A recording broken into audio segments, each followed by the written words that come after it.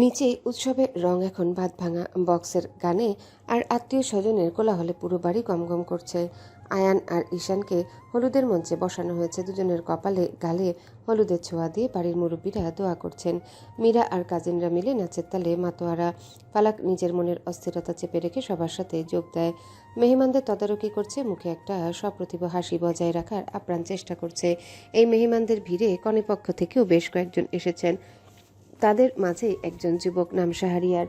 সে এ কনে পক্ষের কাছের আত্মীয়। শাহরিয়ারের দৃষ্টি অনেকক্ষণ ধরে ফালাকের উপর স্থির হয়ে আছে।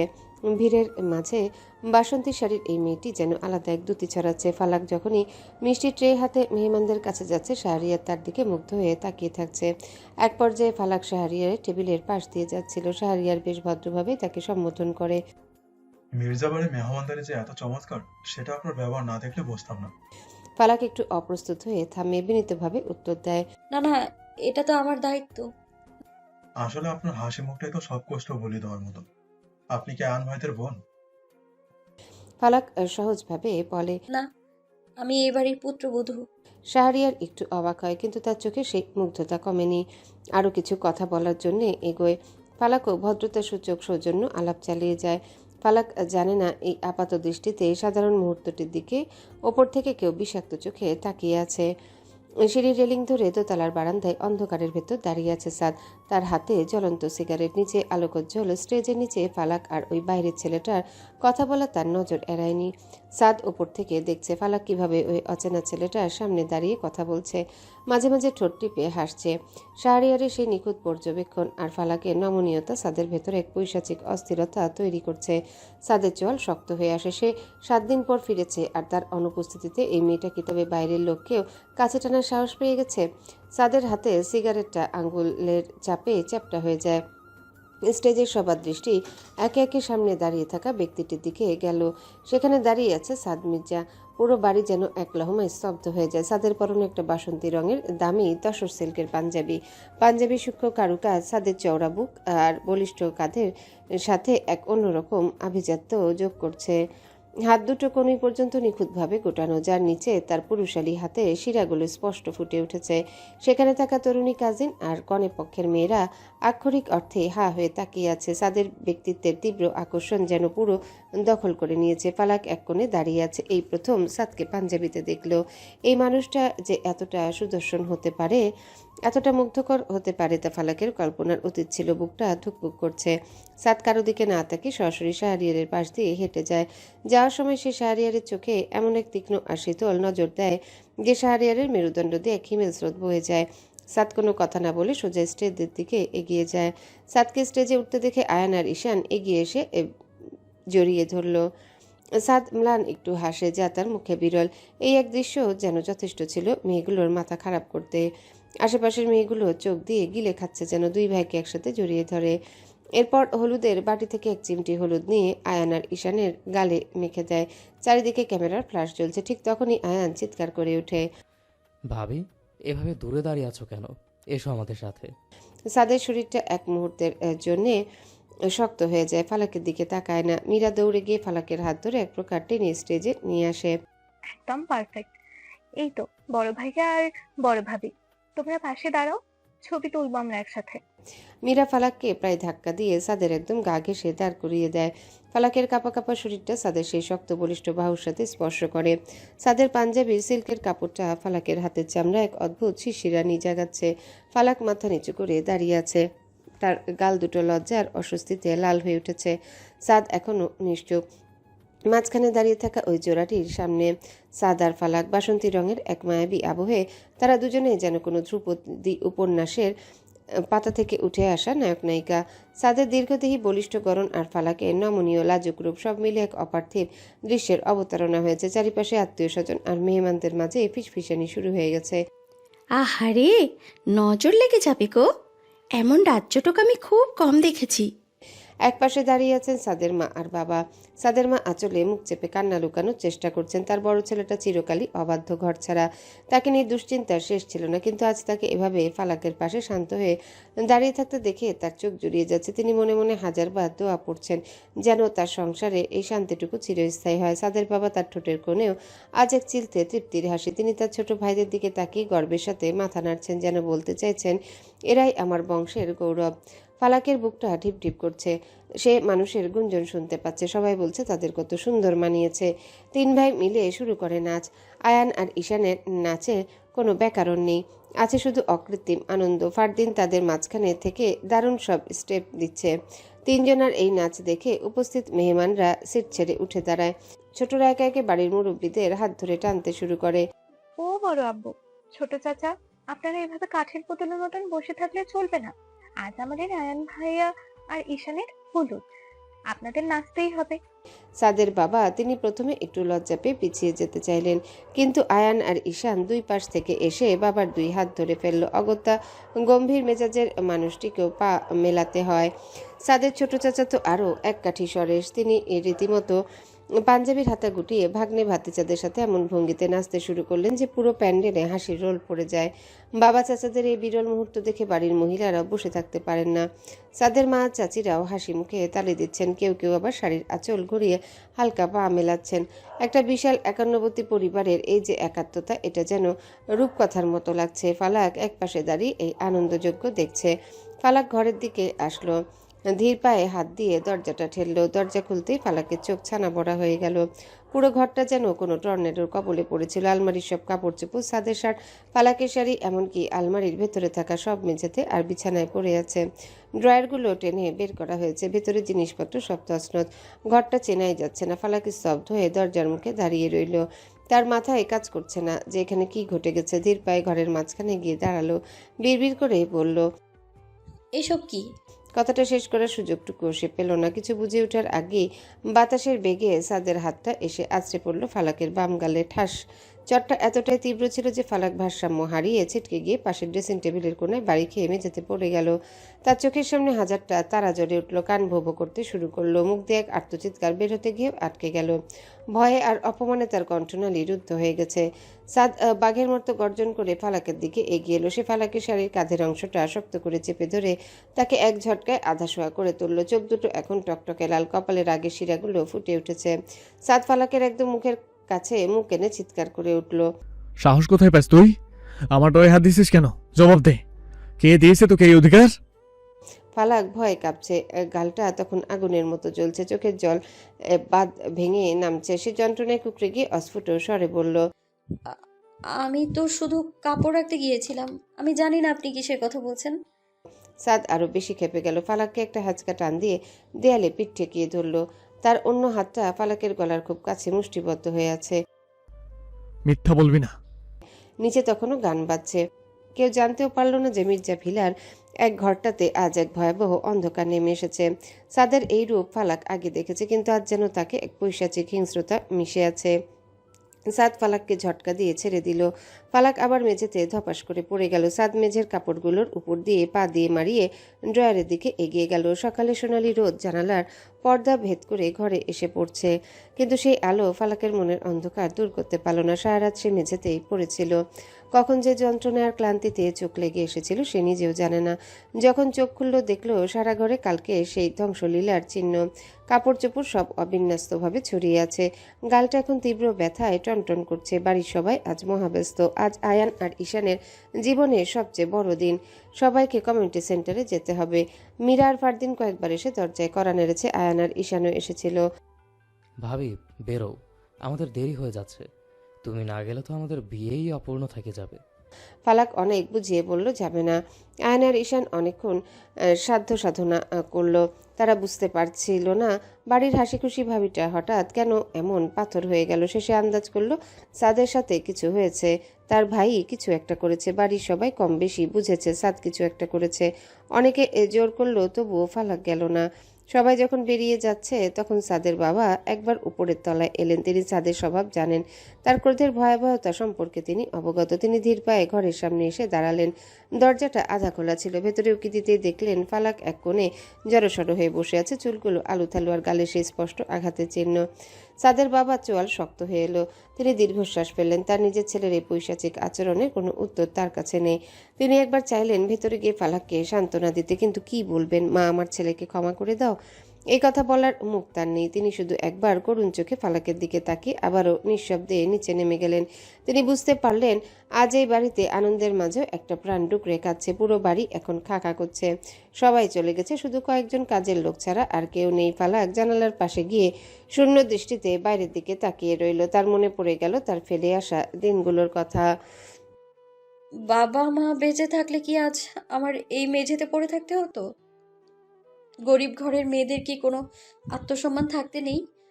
মা বাবা নেই বলে আজ আমি এই মির্জা বাড়ির দয়ায় বেঁচে আছি। তাই সাত মির্জা যা ইচ্ছে তাই করতে পারে আমার সাথে। আমার তো যাওয়ার কোনো জায়গা নেই, কোনো অভিযোগ করার মানুষ নেই আমার। ফালাক বুঝতে পারছে তার মতো অসহায় অভিভাবকহীন মেয়েদের জন্য এই জীবনটাই নিয়তি। সাত তাকে চর মারুক, অপমান করুক, তাকে এই চার দেয়ালের ভিতরে মুখ বুজে সব সইতে হবে। এসব ভাবতে ভাবতে চোখের পানি ফেলতে থাকে ফালাক। বিয়ে সে রাতের পর কেটে গেছে কয়েকদিন। মির্জা ভিলা এখন কিছুটা শান্ত। নতুন দুই বউ নিজেদের গুছিয়ে নিতে শুরু করেছে। আত্মীয় স্বজনরা একে একে বিদায় নিচ্ছেন। বাড়ির হইচই কমে আসছে। সাদ এই কয়েকদিনে প্রায় বাড়ি ছাড়া। মাঝে মাঝে গভীর রাতে ফিরে আবার সকালে কারোর সাথে কথা না বলে বেরিয়ে যায়। রাত তখন প্রায় 1টা। মির্জা ভিলার বাকি সবাই ঘুমিয়ে পড়েছে, কিন্তু ফালাকের চোখে আজ ঘুম নেই। ঘরের এক কোণে ল্যাম্প জ্বালিয়ে বসে নিপুণ হাতে নকশি কাঁথা সেলাই করছে। সুই সুতোর এই খেলা ফালাকের খুব প্রিয়। যখনই মন অস্থির থাকে সে কাপড়ের উপর সুতোর ফোর দিয়ে নিজের কষ্টগুলো বুনে ফেলার চেষ্টা করে। লাল নীল সবুজ সুতোর আঁচড়ে সাদা জমিনে এক মায়াবী নকশা ফুটে উঠছে। ফালাক এতটাই মগ্ন ছিল যে ঘরের দরজা খোলার শব্দটাও প্রথমে খেয়াল করেনি। সাদ ঘরে ঢুকেছে প্রতিদিনের মতো। আজ তার মধ্যে বিধ্বংসী মেজাজটাও যেন উধাও। ধীর পায়ে আলমারির সামনে গিয়ে দাঁড়ালো। আয়নায় ফালাকের প্রতিচ্ছবি দেখা যাচ্ছে। ল্যাম্পের আলোয় মেয়েটাকে আজ কোনো এক প্রাচীন শিল্পীর মতো দেখাচ্ছে। সাদ কোনো কথা বলল না, কোনো চিৎকার করলো না। শুধু ঘড়ি আর মানিব্যাগটা ড্রয়ারে রেখে চুপচাপ বিছানায় শুয়ে পড়ল। সাদের এই অস্বাভাবিক নীরবতা ফালাককে কিছুটা অবাক করলো। কাজটা থামিয়ে আর চোখে সাদের দিকে তাকায়। লোকটা আজ কেমন যেন কুকুরে শুয়ে আছে। ফালাক দীর্ঘশ্বাস ফেলে সুই সুতো গুছিয়ে রাখে। তারপর ল্যাম্পটা নিভিয়ে বিছানার একপাশে গিয়ে শুয়ে পড়ল। মাঝখানের দূরত্বটা পাহাড়ের মতো অটল, কিন্তু কিছুক্ষণ পরেই ফালাক অনুভব করলো বিছানাটা কাঁপছে। একটা মৃদু শব্দ আসছে সাদের দিক থেকে, যেন কেউ দাঁতে দাঁত চেপে কোনো যন্ত্রণা সহ্য করার চেষ্টা করছে। ফালাক অন্ধকারে ইশারায় বোঝার চেষ্টা করলো। সাদ থরথর করে কাঁপছে। তার বলিষ্ঠ শরীরটা চাদরের নিচে যেন একটা শুকনো পাতার মতো কাঁপছে। ফালাকের মনে হলো সাদের নিঃশ্বাসটা অনেক ভারী হয়ে আসছে। ফালাক দোটানায় পড়ে গেল। বিবেকের দংশনে শেষ পর্যন্ত ফালাক নিজেকে আটকে রাখতে পারল না। সন্তর্পণে সাদের কপালের উপর হাত রাখলো। হাত ছোঁয়াতেই সে শিউরে উঠল। ওরে বাবা, এ তো দেখি গা পুড়ে যাচ্ছে। সাদের গায়ের তাপমাত্রা আগুনের মতো তপ্ত। জ্বরের তীব্রতায় সাদ কাঁপছে। ফালাক ধরফর করে বিছানা থেকে নামলো। আলমারি থেকে আরো একটা ভারী কম্বল বের করে সে সাদের উপর দিয়ে দিল, কিন্তু তাতেও কাঁপুনি থামছে না। ফালাক বাথরুমে গিয়ে একটা কাপড় আর জল নিয়ে এলো। এই প্রবল জ্বরে জলপট্টি না দিলে সাদের বিপদ হতে পারে। অন্ধকার ঘরে সাদের মাথার কাছে বসে ফালাক কাপড়টা ভিজিয়ে কপালে জলপট্টি দিতে শুরু করে। ফালাক স্তব্ধ হয়ে বসে রইল। তার চোখে জল। কেন যেন সাদের এই অবস্থা ফালাকের খুবই যন্ত্রণা হচ্ছে। সারা রাত জলপট্টি দিল ফালাক। সাদের শিয়রে বসেই রাত কাটালো। ভোরের এক চিলতে মিঠে রোদ জানালার পর্দার ফাঁক দিয়ে চুইয়ে এসে সাদের মুখে পড়ল। সাদের চোখের পাতা দুটো খুব ভারী হয়ে আছে। গত রাতের অসহ্য দহনের কথা আবছা মনে পড়ছে তার। ধীরে ধীরে চোখ মেলতে অনুভব করলো কপালে একটা শীতল ছোঁয়া। খুব সাবধানে হাত বাড়িয়ে কপাল থেকে একটা ভেজা কাপড় সরিয়ে নিল। সাদ একটু নড়ে চড়ে শুতে গিয়ে থমকে গেল। বিছানার পাশে বসে ঘুমিয়ে আছে ফালাক। মাথাটা বিছানার কিনারে এলিয়ে পড়ে আছে। গত রাতের নকশি কাঁথাটা অসম্পূর্ণ অবস্থায় একপাশে পড়ে আছে, আর তার হাতের কাছে রাখা পানির বাটি। আলোয় ফালাকের মুখটা দেখাচ্ছে কোনো এক ক্লান্ত পরীর মতো। সাদের বুকের ভেতরটা এক মুহূর্তের জন্য মোচড় দিয়ে উঠল। কাল রাতে যখন সে জ্বরের ঘোরে যন্ত্রণায় ছটফট করছিল, তখন বাড়ির আর কেউ জানত না। কেবলই অবহেলিত মেয়েটাই তার শিয়রে বসে রাত জেগেছে। ফালাকের চোখের নিচে হালকা কালচে ছায়া, নির্ঘুম রাতের ছাপ। সাদ অনেকক্ষণ অপলক দৃষ্টিতে তাকিয়ে রইল। সাদের কঠোর মনে আজ এক অদ্ভুত বিড়ম্বনা দানা বাঁধল। বুঝতে পারল ঘৃণা করা সহজ, কিন্তু কারো অকৃত্রিম দয়া নেওয়া পৃথিবীর সবচাইতে কঠিন কাজ। বিশেষ করে সেই মানুষের কাছ থেকে যার উপর আপনি অন্যায় করে এসেছেন।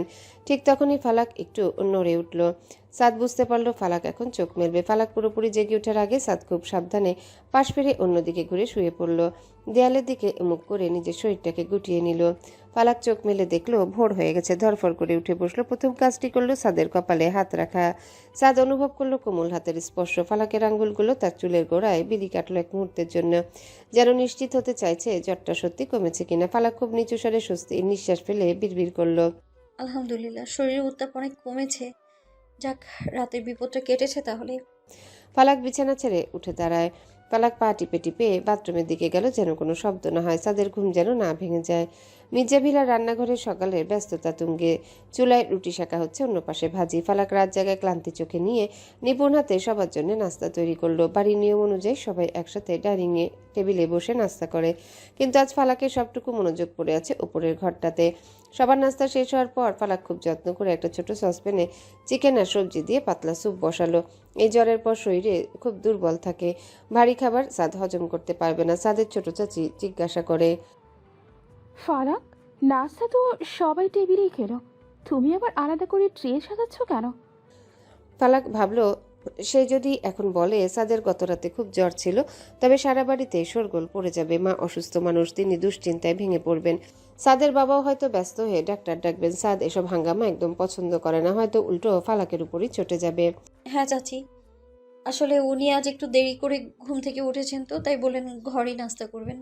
আর শরীরটা বোধহয় একটু ম্যাজ ম্যাজ করছে, তাই ভারী কিছু না দিয়ে স্যুপ করে দিচ্ছি। ছোট চাচি একটু অবাকই হলেন। সাদ বাড়িতে সচরাচর খাবার খায় না, আর খেলেও নিজের মেজাজে খায়। আজ সে নিজে থেকেই ঘরে খাবার চেয়েছে, এটাই তার কাছে ভালো লক্ষণ মনে হলো। ভালোই তো, ছেলেটা বাইরে বাইরে ঘুরে নিজের শরীরটা শেষ করে ফেলছে। তুমি যখন এত যত্ন করে করছো, নিয়ে যাও। ফালাক ট্রে এতে বাটি, চামচ আর পানির গ্লাস গুছিয়ে নিল। ধোয়া ওঠা গরম স্যুপের বাটিটা হাতে নিয়ে সিঁড়ি দিয়ে উঠতে শুরু করলো। প্রতিটা ধাপ যেন এক একটা পাহাড় পার হওয়া ফালাকের কাছে। উনি কি খাবারটা নেবেন নাকি রাগের মাথায় ট্রেটা ফেলে দিবেন? ঘরের দরজার সামনে এসে ফালাক কিছুক্ষণ দাঁড়িয়ে রইল। ভেতরটা একদম নিস্তব্ধ। গভীর একটা নিঃশ্বাস নিয়ে খুব সাবধানে পা টিপে টিপে ভেতরে ঢুকলো। ফালাক ট্রে হাতে নিয়ে ঘরে ঢুকে দেখলো বিছানাটা খালি। বুকের ভেতরটা এক মুহূর্তের জন্য ধক করে উঠলো। সাদ কি তবে এই শরীর নিয়ে বাইরে চলে গেল? কিন্তু পরক্ষণেই বাথরুমের ভেতর থেকে পানির শব্দ শুনে আশ্বস্ত হলো। চুপচাপ জানালার পাশের ছোট্ট টেবিলটা সামনে গিয়ে বসলো। ধোয়া ওঠা স্যুপের বাটিটা থেকে একটা হালকা সুবাস বেরোচ্ছে। ফালাক দ্বিধায় আছে, সাদ কি চিৎকার করবে নাকি তাকে ঘর থেকে বের করে দেবে। কিছুক্ষণ পর বাথরুমে দরজা খোলার শব্দ হলো। সাদ বের হলো। তার চুলগুলো ভেজা, কপালে এখনো অসুস্থতার একটা ম্লান ছাপ। তোয়ালে দিয়ে মুখ মুছতে মুছতে এক পলক ফালাকের দিকে তাকালো, কিন্তু কোনো কথা বলল না। চোখের চাহনি আজ খুব গভীর, কিন্তু সেখানে আগের মতো সেই রুক্ষতা নেই। সাদ সরাসরি আলমারির কাছে চলে গেল। ফালাক দেখছিল লোকটা এখনো কিছুটা টলছে। একটা হালকা নীল রঙের শার্ট বের করলো। আয়নার সামনে দাঁড়িয়ে ধীর পায়ে বোতামগুলো লাগাতে শুরু করে। ঘর জুড়ে এক অদ্ভুত নিস্তব্ধতা। ফালাক চেয়ার ছেড়ে উঠে দাঁড়ালো। আপনার জন্য স্যুপ এনেছি, শরীরটা খুব দুর্বল, এটা খেয়ে নিন। সাদ ফালাকের একদম সামনে এসে দাঁড়ায়। ফালাক মাথা নিচু করে আছে। অনুভব করলো সাদের দৃষ্টি তার উপর স্থির হয়ে আছে। সাদ কোনো কথা বলল না, শুধু ফালাকের চোখের দিকে গভীর এক দৃষ্টিতে তাকিয়ে রইল। পরক্ষণে সাদ টেবিলের উপর রাখা স্যুপের বাটিটা হাতে তুলে নিল। ফালাক ভেবেছিল সাদ হয়তো দূরে সরিয়ে দেবে, কিন্তু সাদ চুপচাপ স্যুপটা খেতে শুরু করে। ফালাকের চোখের দিকে তাকিয়ে স্যুপটা খেতে থাকে। ঠিক তখনই সাদের পকেটে থাকা ফোনটা সজোরে বেজে উঠল। স্ক্রিনের দিকে তাকিয়ে সাদের চোয়ালটা আবারও আগের মতো শক্ত হয়ে গেল। কোনো এক জরুরি কল, যা বাটিটা টেবিলের উপর রেখে তড়িঘড়ি করে উঠে দাঁড়ালো। দ্রুত পায়ে দরজার দিকে এগিয়ে গেল। দরজার হাতলে হাত রাখতে পেছন থেকে ফালাকের কাঁপা কাঁপা কিন্তু দৃঢ় কণ্ঠস্বর ভেসে এলো, একটু দাঁড়ান প্লিজ। সাদ দাঁড়িয়ে গেল। কেন জানি আজ তার পা দুটো ফালাকের অবাধ্য হতে পারল না। পেছনে না ফিরে স্থির হয়ে দাঁড়িয়ে রইল। ফালাক দ্রুত পায়ে ড্রয়ারের কাছে গেল। সেখান থেকে ফার্স্ট এড বক্সটা বের করে একটা ওষুধের পাতা নিল। প্যাক থেকে একটা ট্যাবলেট বের করার জন্য টেবিলের উপর রাখা ছোট কেচিটা হাতে নিল। খুব নিপুণভাবে নিঃশব্দে ওষুধটা কেটে আলাদা করলো। ফালাক ওষুধটা নিয়ে সাদের সামনে এসে দাঁড়ায়। সাদ ঘুরে তাকাতেই দেখলো ফালাকের প্রসারিত হাতের তালুতে একটা ছোট সাদা ট্যাবলেট। ফালাকের চোখে এক অদ্ভুত আকুতি। এটা খেয়ে নেবেন প্লিজ, সাদ মির্জা। সাদ কিছু না বলে ওষুধটা হাতে তুলে নিল। এরপর ওষুধটা নিয়ে মুঠো করে বেরিয়ে গেল। ভোরের ঝাপসা আলোয় মির্জা ভিলার উঠোনটা এক ব্যস্ত জনপদে পরিণত হয়েছে। চারিদিকে একটা চাপা উত্তেজনা আর ছোটাছুটি। আজ সবাই মিলে গ্রামের বাড়ি মির্জা মঞ্জিলে যাচ্ছে। বাড়ির সবচেয়ে বয়োজ্যেষ্ঠ মানুষ সাদের দাদি এই সফরের মধ্যমণি। তারই হুকুমে পুরো পরিবার আজ শহর ছেড়ে শেকড়ের টানে গ্রামে পাড়ি দিচ্ছে। কিন্তু এই ব্যস্ততার মাঝে এক ধরনের শূন্যতা কাজ করছে। গত রাতেই সাদকে জানানো হয়েছিল দাদির সাথে গ্রামে যাওয়ার কথা, কিন্তু সাদ তখন খুব সংক্ষিপ্ত এবং নিরুত্তাপ ভাষায় না বলে দিয়েছিল। আর তার সেই না শোনার পর বাড়ির কেউ আর দ্বিতীয়বার বলার সাহস পাননি। সাদের মা জানেন ছেলে তার কেমন, তাই কি করবে, আর সাদকে রেখে চলে যেতে হবে। তাই বাড়িতে কাজের লোক আছে, ওদেরকে বলে রেখে গেছে সাদ কিছু চাইলে দিতে। ফালাক যদিও যেতে চায়নি, সবাই জোর করে নিয়ে যাচ্ছে। আসলে সবাই জানে সাদ এসব পছন্দ করে না, আর পরিবারের এই আনন্দঘন পরিবেশ তাকে খুব একটা টানে না। সাদের বাবা ফারদিনকে বলছে, সবাই কি গাড়িতে উঠেছে? দাদিকে সাবধানে ধরো ফারদিন, আমাদের এক্ষুনি বেরোতে হবে, নইলে রোদে কষ্ট হবে। দাদি গাড়িতে উঠতে উঠতে একবার দোতলা সেই বন্ধ জানালার দিকে তাকালো, যেখানে সাদের ঘর। তার প্রিয় নাতিটা গেল না, সেই চিন্তায় তার কপালে ভাঁজ পড়ে। তিনি দীর্ঘশ্বাস ফেলে গাড়িতে বসেন। ফালাক সবার শেষে গাড়িতে উঠতে যায়। একবার বাড়ির দিকে তাকায়। বিশাল রাজপ্রাসাদের মতো মির্জা ভিলা আজ একদম নিস্তব্ধ হয়ে আছে। নীলা ফালাককে ডাক দিয়ে বলে, বড় ভাবি এসো, তোমার জন্য পাশের সিটটা খালি রেখেছি।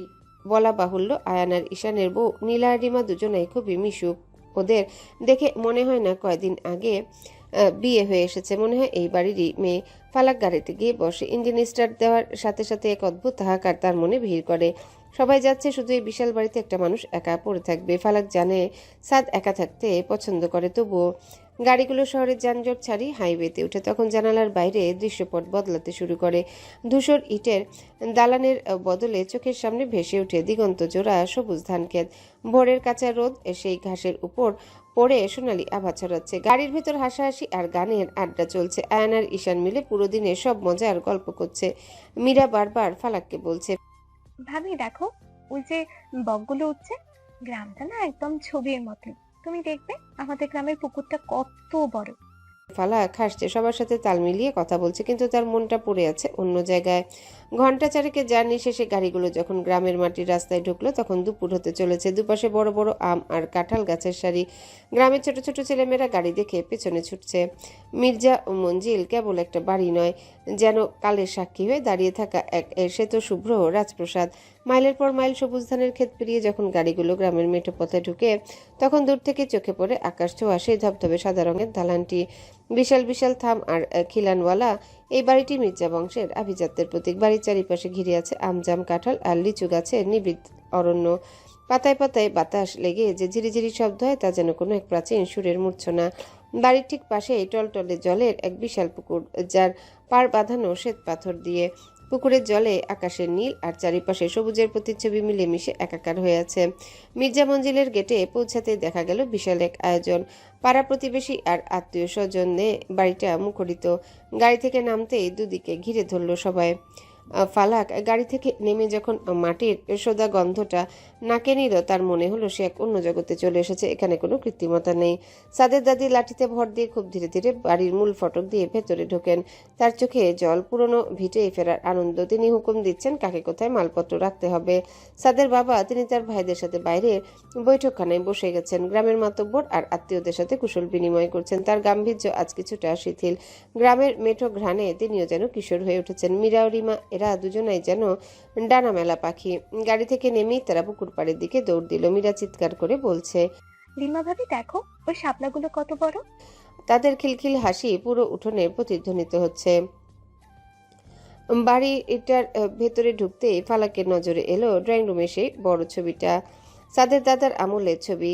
তার নিচেই একটা খালি সোফা পড়ে আছে। ফালাকের মনে হলো এই উৎসবে সবই আছে, শুধু সেই মানুষটা আর নেই, যার উপস্থিতিতে পুরো বাড়িটাকে একাধারে গাম্ভীর্যে ভরিয়ে রাখত। সবাই হই হুল্লোড়ের মাঝে ফালাক নিজের জন্য বরাদ্দ করা ঘরটার দিকে এগিয়ে যায়। দাদি ঠিক করে দিয়েছেন ফালাক নিচের তলার পশ্চিম পাশের বড় ঘরটাতে থাকবে। ঘরটা বেশ বড়, মেঝেটা লাল রঙের মোজাইক করা, যা এখনকার সময়ে বিরল। ঘরে ঢুকতেই ফালাক অনুভব করে এক শীতল পরশ। দেয়ালগুলো অনেক পুরু, তাই বাইরের গরম ভেতরে অত অনুভব হয় না। ঘরে এক বিশাল সেগুন কাঠের পালঙ্ক, যার উপর ধবধবে সাদা চাদর বিছানো। এক কোণে একটা পুরোনো আমলের ড্রেসিং টেবিল আর কাঠের বড় আলমারি। কিন্তু ফালাকের মন কাড়ল ঘরের বিশাল জানালাটা। পায়ে পায়ে জানালার কাছে এগিয়ে যায়। আশ্চর্যের বিষয় হলো এই জানালায় কোনো লোহার গ্রিল নেই। আগেকার দিনের বড় বড় কাঠের পাল্লা। ফালাক যখনই জানালার পাল্লা দুটো দুদিকে মেলে ধরল, সাথে সাথে যেন এক জাদু বয়ে গেল ঘর জুড়ে। জানালার পাল্লা খুলতেই হুড়মুড় করে ঘরে ঢুকে পড়ল একদম সতেজ ফুলের ঘ্রাণ মাখা ঠান্ডা বাতাস। শহরের ধোঁয়া আর ধুলোবালির লেশ মাত্র নেই এখানে। জানালার ঠিক নিচেই বাগান, যেখান থেকে হাসনা হেনার মিষ্টি গন্ধ ভেসে আসছে।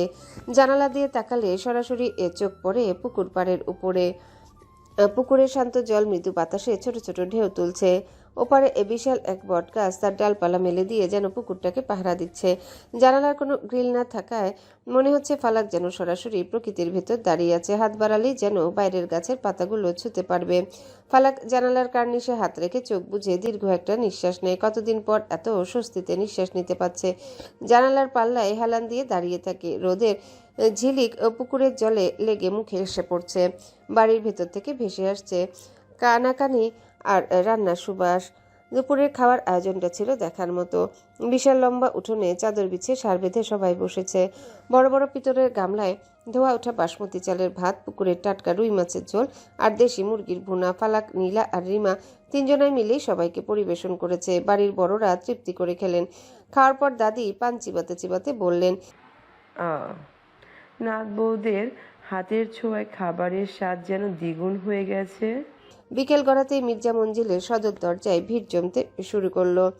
গ্রামের মহিলারা খবর পেয়ে গেছেন মির্জা বাড়ির 3 নাত বউ এসেছে। তারা নতুন বউদের দেখার জন্য উন্মুখ হয়ে আছে। মির্জা মঞ্জিলের বিশাল বৈঠকখানায় পাটি আর জাজিম বিছানো রয়েছে।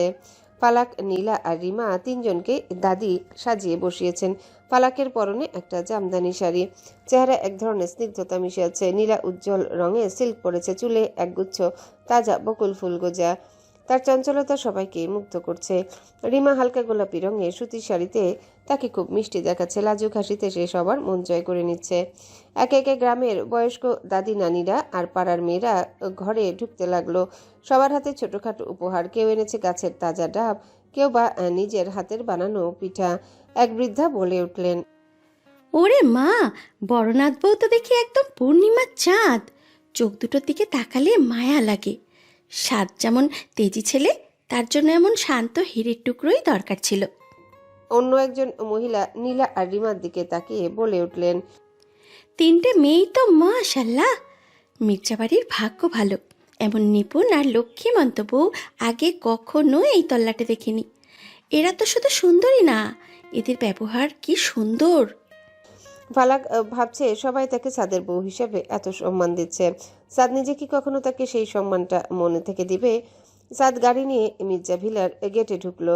তখন রাত প্রায় 9টা বেজে 10 মিনিট। বরাবরই অভ্যাসবশত গাড়ি পার্ক করে সোজা দোতলায় নিজের ঘরের দিকে পা বাড়ালো। সিঁড়ি দিয়ে ওঠার সময় বাড়িটা আজ বড় বেশি নিস্তব্ধ ঠেকলো সাদের কাছে। ভুতুরে এক নীরবতা যেন 4 দেয়াল থেকে চুইয়ে পড়ছে। কিন্তু সাদের সেদিকে ভ্রুক্ষেপ নেই। নিজের ঘরের দরজা ঠেলে ভেতরে ঢুকলো। ঘরটা অন্ধকার, কেউ ল্যাম্পটা পর্যন্ত জ্বালিয়ে রাখেনি। সাদ একটা দীর্ঘশ্বাস ফেলে সুইচ বোর্ডের দিকে হাত বাড়ালো। আলো জ্বলতেই তার চোখে পড়লো খালি ঘরটা। তোয়ালে নিয়ে ওয়াশরুমে ঢুকলো। শাওয়ারের নিচে দাঁড়িয়ে ঠান্ডা জল মাথায় নিতেই সারাদিনের ক্লান্তি কিছুটা প্রশমিত হলো। মিনিট 20 পর চুল মুছতে মুছতে ঘর থেকে বের হয়ে এলো। বের হয়ে সে অভ্যাসবশত দরজার দিকে তাকালো। প্রতিটা দিন এই সময় ফালাক দরজার কাছে একটা কাচের গ্লাসে লেবুর শরবত নিয়ে দাঁড়িয়ে থাকে। সাদের ফেরার শব্দ শুনলে মেয়েটা ঠিক হাজির হয়ে যায়। কোনোদিনও সাদ তৃষ্ণার্ত হয়ে এক নিঃশ্বাসে শরবতটা খেয়ে নেয়। কোনোদিনও মেজাজ তুঙ্গে থাকলে গ্লাসটা হাত দিয়ে ঝাড়া মেরে ফেলে দেয়। কাঁচ ভাঙার শব্দে ফালাকের বুক কেঁপে ওঠে। কিন্তু তার পরদিনও সে ঠিক এইভাবেই দাঁড়িয়ে থাকে। আজ দরজার কাছে কেউ নেই। নীল রঙের পর্দাটা বাতাসে সামান্য উঠছে শুধু। সাদের মনে হলো ঘরের আবহাওয়াটা খুব ভারী। ড্রেসিং টেবিলের সামনে দাঁড়িয়ে নিজেকে আয়নায় দেখলো। হঠাৎ তার মনে হলো কেউ যেন পিছন থেকে শরবতের গ্লাসটা এগিয়ে দিচ্ছে। দ্রুত পেছনে ফিরল, কিন্তু না, ঘরটা একদম জনশূন্য। সাদ ঘর থেকে বের হয়ে বারান্দায় এলো। নিচতলার দিকে তাকিয়ে সে থমকে গেল। পুরো বাড়িতে একটা লাইটও জ্বলছে না, শুধু সিকিউরিটি গার্ডের টর্চের আলো একবার উঠোনে ঝিলিক দিয়ে গেল। হঠাৎ মস্তিষ্কের কোণে বিদ্যুৎ চমকের মতো মনে পড়ল, আজ তো বাড়িতে কেউ নেই, সবাই গ্রামের বাড়ি চলে গেছে। পরক্ষণে তার মনের আয়নায় ভেসে উঠল ফালাকের মুখটাও। ওই মেয়েটাও তো গেছে। সাদ আবারও নিজের ঘরে ফিরে এলো। বিছানায় গা এলিয়ে দিল ঠিকই, কিন্তু ঘুম তার চোখের ধারে কাছেও নেই। অদ্ভুত এক অস্থিরতা তাকে কামড় দিচ্ছে। বিছানা ছেড়ে জানালার কাছে গিয়ে দাঁড়ালো। ফালাক এই ঘরে থাকলে এক ধরনের সুবাস পাওয়া যায়। আজ ঘরটায় শুধু এসির যান্ত্রিক ঠান্ডা বাতাস। সাদের মনে এক বিচিত্র অনুভূতি খেলা করছে। সে তো বরাবরই একাকিত্ব চেয়েছিল ফালাক যেন তার চোখের সামনে না থাকে, তাকে বিরক্ত না করে। আজ ফালাক নেই, অথচ সাদের মনে হচ্ছে ঘরের প্রতিটা কোণ যেন তাকে বিদ্রুপ করছে। বিড়বিড় করে নিজেকে শাসন করলো। কি হচ্ছে এসব? একটা সাধারণ মেয়ে যাকে আমি দু চোখে দেখতে পারি না, সে না থাকে আমার কেন খারাপ লাগবে? পাগলে যাচ্ছে আমি। কিন্তু মন তো আর যুক্তি মানে না। বারবার ফালাকের মুখটাই দেখতে ইচ্ছা করছে। তখনও 11টা পেরিয়ে গেছে। শহরের ব্যস্ততা কমে এসেছে, কিন্তু ছাদের ভেতরে ঝড় থামছে না। হুট করে আলমারি থেকে নিজের বাইকের চাবি আর লেদার জ্যাকেটটা টেনে নিল। গ্যারেজে নেমে এসে বাইকটা স্টার্ট দিল। ইঞ্জিনের সেই পরিচিত গর্জন মাঝরাতের নিস্তব্ধতাকে চিরে খান খান করে দিল। সাদ গেট দিয়ে বেরিয়ে এক্সিলেটরে চেপে ধরল। শহরের নিয়ন আলোগুলো তার পাশ দিয়ে তীরের মতো চলে যাচ্ছে। বাইকের স্পিডোমিটারে কাটা দ্রুত উপরের দিকে উঠতে শুরু করলো। 80, 100, 120। চোখের সামনে বারবার ভেসে উঠছে ফালাকের সেই শান্ত মুখের প্রতিচ্ছবি। সাদ জানে সে কেন এত দ্রুত সাদ জানে না সে কেন এত দ্রুত যাচ্ছে, কিন্তু তার অবচেতন মন চাইছে যত দ্রুত সম্ভব মির্জা মঞ্জিল পৌঁছাতে।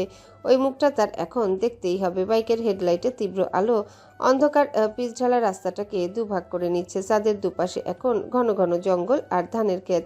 মাঝে মাঝে দু একটা ট্রাক পাশ কাটিয়ে যাচ্ছে, কিন্তু সেদিকে সাদের খেয়াল নেই। তাই পুরো অস্তিত্বে এখন শুধু একটা গন্তব্যের দিকে ছুটছে। রাত তখন 2:30। মির্জা মঞ্জিলের চারিপাশে এক গভীর নিস্তব্ধতায় ডুবে আছে। ঝিঝি পোকার ডাক আর গাছের পাতার খসখস শব্দ ছাড়া আর কোনো শব্দ নেই। ফালাকের চোখে আজ কিছুতেই ঘুম আসছে না। কেন জানি তার মনটা এক অজানা অস্থিরতায় কাঁপছে। এপাশ ওপাশ করে শেষমেশে বিছানা ছেড়ে উঠে পড়ল। ধীর পায়ে বিশাল জানালার কাছে এগিয়ে গেল। জানালার পাল্লা দুটো মেলে ধরতে এক ঝাপটা ঠান্ডা বাতাস মুখে আছড়ে পড়ল। বাতাসটা বড় বেশি সতেজ। ফালাক চোখ বুজে সেই শীতলতা অনুভব করছিল। গ্রিলহীন জানালা দিয়ে বাইরের বাগান আর পুকুর পাড়টা চাঁদের আলোয় রূপালি দেখাচ্ছে। আরাম করে জানালার কার্নিশে হাত রাখলো, কিন্তু নিচে তাকাতে হৃৎপিণ্ডটা যেন এক মুহূর্তের জন্য থমকে গেল। নিজের চোখকে বিশ্বাস করতে পারছে না। জানালার ঠিক নিচে মাটির উপর দেয়াল ঘেঁষে পা ছড়িয়ে বসে আছে একটা মানুষ। দেয়ালের সাথে মাথা হেলান দিয়ে বসে আছে। চাঁদের আলো ঠিক তার মুখে পড়ছে। ফালাকের মন অস্ফুট স্বরে বলে উঠল, সাদ মির্জা। যেন অবাক হওয়ার চরম পর্যায়ে পৌঁছে গেছে। নিজের চোখ কচলে আবারও দেখল, হ্যাঁ, এ তো সাদ। সেই কালো শার্ট, এলোমেলো চুল, পাশে পড়ে থাকা তার বাইকের হেলমেট। ধুলোবালি মাখা অবস্থায় সাদ সেখানে এমনভাবে বসে আছে যেন সে কোনো দীর্ঘ যুদ্ধের পর একটু আশ্রয়ের খোঁজে এখানে এসে আছড়ে পড়েছে। ফালাক জানালার পাল্লা ধরে একটু ঝুঁকে নিচু করে ডাকলো, আপনি আপনি এখানে কেন? এভাবে নিচে কেন বসে আছেন? সাদ ফালাকের কণ্ঠস্বর শুনে ধীরে ধীরে চোখ মেলল। মিলিত হলো দুটি চোখ। এলোমেলো চুলে ফালাক দাঁড়িয়ে আছে চাঁদের আলোয়, যাকে কোনো অপার্থিব পরীর মতো লাগছে। সাদ কোনো উত্তর দিল না, শুধু ফালাকের দিকে তাকিয়ে রইল। এই সেই চোখ যা গত কয়েক ঘন্টায় সাদের মস্তিষ্কে বিদ্রোহ করে যাচ্ছিল। এই সেই মায়াবী মুখ যার অনুপস্থিতি কয়েক হাজার বর্গফুটের বিশাল মির্জা ভিলাকে সাদের কাছে এক জনশূন্য মরুভূমি বানিয়ে দিয়েছিল। সাদ কোনো কথা বলল না, শুধু একদৃষ্টে তাকিয়ে রইল। সাদের চোখের গভীর চাহনি দেখে ফালাকের কণ্ঠস্বর গলার কাছে আটকে গেল। এই প্রথম সাদের চোখে কোনো ঘৃণা দেখছে না, কোনো উপেক্ষা দেখছে না, বরং দেখছে এক তৃষ্ণার্ত মানুষের হাহাকার। সাদ প্রাণ ভরে দেখে নিল ফালাককে। এলোমেলো উড়ন্ত চুল, বিস্ময়ে বড় বড় হওয়া চোখ আর জানালার কার্নিশ আঁকড়ে ধরা শুভ্র দুটি হাত। ফারুককে এই মুহূর্তে সাদের কাছে পৃথিবীর সবচেয়ে সুন্দর দৃশ্য মনে হচ্ছে। ফালাককে এই মুহূর্তে সাদের কাছে পৃথিবীর সবচেয়ে সুন্দর দৃশ্য মনে হচ্ছে। এই মুখটা দেখার জন্য সে যদি আরো কয়েক হাজার মাইল বাইক চালিয়ে আসতো, তবে সেটাও বুঝি কম হতো। বাতাসটা আরো জোরে বইতে শুরু করলো আবার। বাগানের হাসনাহেনা তীব্র সুবাস সাদের নিঃশ্বাসে মিশে যাচ্ছে, আর সাদের চোখের স্থির দৃষ্টি মিশে আছে ফালাকের কম্পিত হৃদয়ে। ফালাক কিংকর্তব্য বিমূঢ় হয়ে দাঁড়িয়ে আছে। দৃষ্টি সরালো না, বরং আরো নিবিড়ভাবে ফালাকের দিকে তাকিয়ে থাকলো, যেন সেই কয়েক মিনিটের দেখায় আগামী কয়েক জনমের তৃষ্ণা মিটিয়ে নিতে চায়। ফালাকের গলায় একরাশ বিস্ময়, উদ্বেগ মেশানো প্রশ্ন, আপনি আপনি এখন এইখানে এই মাঝরাতে? ফালাকের গলার আওয়াজ সাদের যেন ঘোর কাটলো। এতক্ষণ সে এক ঘোরের মধ্যে ছিল, যে ঘোরে সে শুধু ফালাকের মুখটাই দেখতে চেয়েছিল, কিন্তু ফালাকের প্রশ্নে বাস্তবটা তার সামনে এসে দাঁড়ালো। বুঝতে পারলো নিজের উপর নিয়ন্ত্রণ হারিয়ে সে কি পাগলামিটাই না করেছে। সাদের গাম্ভীর্য আর ইগো আবার মাথাচাড়া দিয়ে উঠল। সাদ কোনো উত্তর দিল না, একটা শব্দ তার ঠোঁট দিয়ে বের হলো না। পাশ থেকে হেলমেটটা তুলে নিয়ে ধীর পায়ে বাইকের দিকে হাঁটতে শুরু করলো, যেন সে এখানে আসেইনি, যেন এই কয়েক মিনিটের দৃশ্যটা স্রেফ একটা ভ্রম ছিল। সাদকে চলে যেতে দেখে ফালাকের বুকটা ধক করে উঠল। এত দূর থেকে এই রাতে বাইক চালিয়ে আসা মানুষটা কি এভাবে এক মুহূর্তে চলে যাবে? সে কি একবারও বলবে না সে কেন এসেছে? ফালাক জানালার উপর দিয়ে খানিকটা ঝুঁকে আর্তস্বরে বলে উঠল, কোথায় যাচ্ছেন? দাঁড়ান। ফালাকের মায়াবী আর আকুল করা ডাকটা সাদের পায়ের গতি কমিয়ে দিল, কিন্তু থামলো না। শুধু ঘাড় ফিরিয়ে একবার জানালার দিকে তাকালো। ফালাক এক মুহূর্ত দেরি না করে জানালার পাশ থেকে সরে এলো। এই মানুষটাকে আজ রাতে এভাবে চলে যেতে দেওয়া যাবে না। জানালার উচ্চতা খুব বেশি নয়, আর কোনো গ্রিল না থাকায় ফালাকের জন্য বাইরে বাগানে নামাটা সহজ ছিল। সাদের প্রস্থান রুখতে ফালাক কোনো কিছু তোয়াক্কা করল না। শাড়ির আঁচলটা কোমরে গুজে জানালার কার্নিশ ধরে খুব সাবধানে নিচে পা রাখলো। সাদ তখন বাইকের দিকে পা বাড়িয়েছে, কিন্তু পেছনে ঘাসের উপরে পায়ের শব্দে পেছনে ফিরল। ফালাক ওই জানালা দিয়ে নিচে নেমে এসেছে। সাদের চোখে বিস্ময়। যে মেয়েটা সবসময় ভয় কুকড়ে থাকতো সে আজ এত বড় সাহস দেখালো। ফালাক দৌড়ে গিয়ে সাদের সামনে দাঁড়ালো। তার শ্বাস বইছে দ্রুত, কপালে বিন্দু বিন্দু ঘাম। কোথায় যাচ্ছেন? একবার আসলেন, আবার একটা কথা না বলে চলে যাচ্ছেন। সাদ স্তব্ধ হয়ে দাঁড়িয়ে রইল। ফালাক সাদের জ্যাকেটের হাতটা খপ করে ধরে ফেললো। তার ছোট ছোট আঙ্গুলগুলো সাদের শক্ত হাতের উপর কাঁপছে, কিন্তু তার মুঠো আজ খুব দৃঢ়। চলুন ভেতরে, আপনি এভাবে যেতে পারবেন না। সাদ স্তব্ধ হয়ে দাঁড়িয়ে রইল। ফালাক সাদের জ্যাকেটের হাতটা খপ করে ধরে ফেললো। তার ছোট ছোট আঙ্গুলগুলো সাদের শক্ত হাতের উপর কাঁপছে, কিন্তু তার মুঠো আজ খুব দৃঢ়।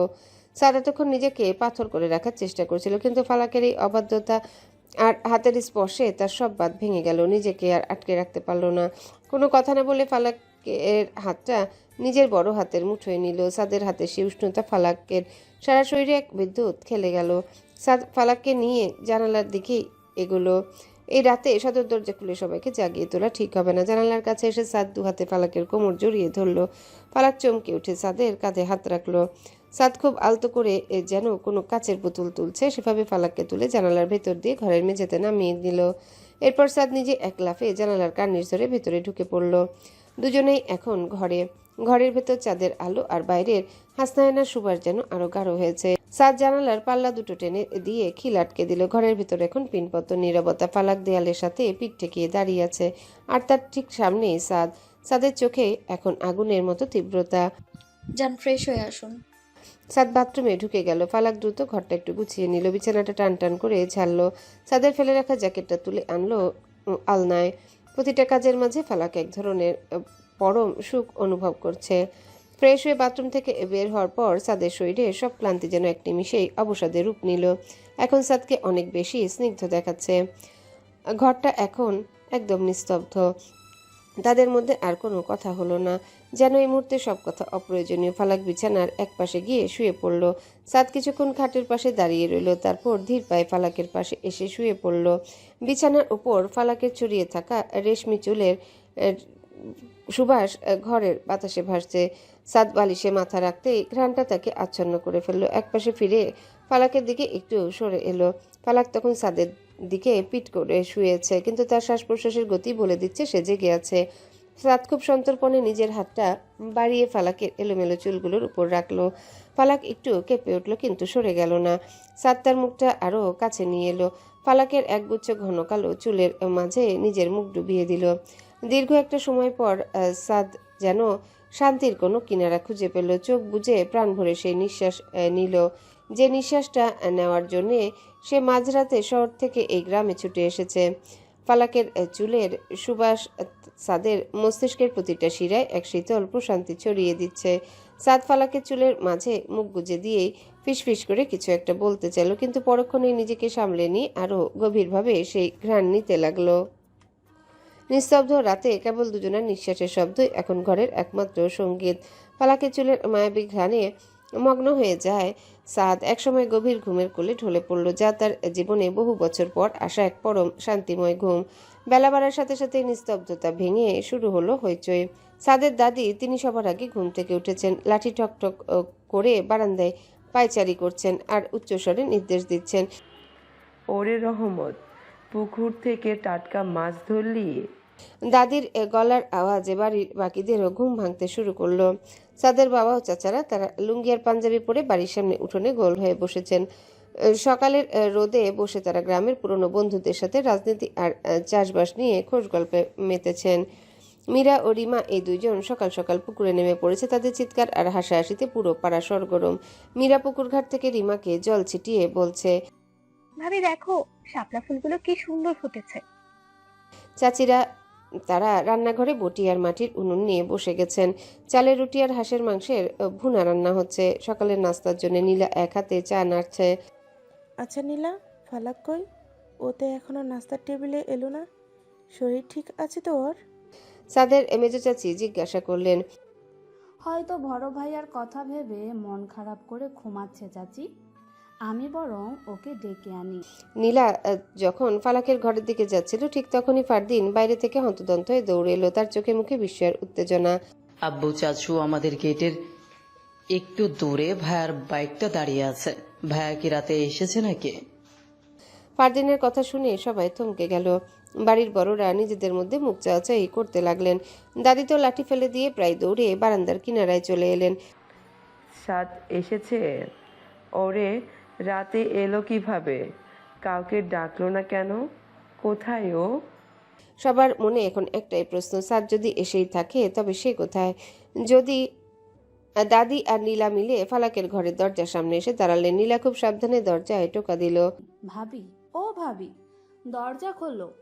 ভাইয়ার বাইক বাইরে দেখা যাচ্ছে। ভাইয়া কি ভেতরে? দরজার টোকা শুনে সাদের ঘুমটা পাতলা হয়ে এলো। ফালাক তখন সাদের বাহুবন্দী হয়ে গভীর ঘুমে। সাদ বুঝতে পারলো বাইরের হই হুল্লো। সাদ খুব সন্তর্পণে ফালাকের মাথার নিচ থেকে নিজের হাতটা সরিয়ে নিল। ফালাক ঘুমের ঘোরে একটু কুকড়ে শুলেও তার ঘুম ভাঙল না। সাদ আলতো করে কম্বলটা ফালাকের গায়ে টেনে দিল। সাদ ধীর পায়ে দরজার কাছে এগিয়ে গেল। নিজের চুলগুলো একটু হাত দিয়ে ঠিক করে নিয়ে দরজার খিলটা খুলে দিল। দরজাটা খুলতে এক অদ্ভুত নিস্তব্ধতা নেমে এলো। দাদি, ছোট চাচি আর নীলা তিনজনারই চোখ বড় বড় হয়ে গেল। তারা দেখলো সামনে দাঁড়িয়েছে স্বয়ং সাদ, চোখে কিছুটা ঘুমের রেশ। ওরে আল্লাহ, কিরে সাদ, তুই তো বলেছিলি আসবি না। সাদ দাদির কথার কোনো সরাসরি উত্তর দিল না। দরজার পাল্লাটা এমনভাবে ধরে রাখলো যাতে বাইরের মানুষের দৃষ্টি সরাসরি বিছানায় থাকা ফালাকের উপর না পড়ে। ঈশান কাল রাত থেকে আমাকে মেসেজ করে পাগল করে দিচ্ছিল আসার জন্য। বারবার বলছিল বাড়িতে নাকি অনেক কাজ, আমার থাকা দরকার। সাদের কথা শুনে ঈশান বিষম খেয়ে কাশতে কাশতে চোখ বড় বড় করে তাকালো। আমি কখন আপনাকে মেসেজ করলাম ভাইয়া? আমি তো কাল সারা রাত ফোনই ধরি। ঈশানের কথা শেষ হওয়ার আগে সাদ তার দিকে একটা তীব্র গরম চোখে তাকালো। সাদের সেই চাহনিতে স্পষ্ট লেখা, যদি বাঁচতে চাস তবে এখনই হ্যাঁ বল। সাদের খুনের চাহনি দেখে ঈশানের পিলে চমকে গেল। তৎক্ষণাৎ ভোল্ট পাল্টে ফেলে মাথা চুলকাতে চুলকাতে বলতে লাগলো, ও আচ্ছা, হ্যাঁ হ্যাঁ, একদম ভুলেই গেছিলাম। আমি তো ভাইয়াকে কাল অনেকবার ফোন করেছি, মেসেজ করেছি।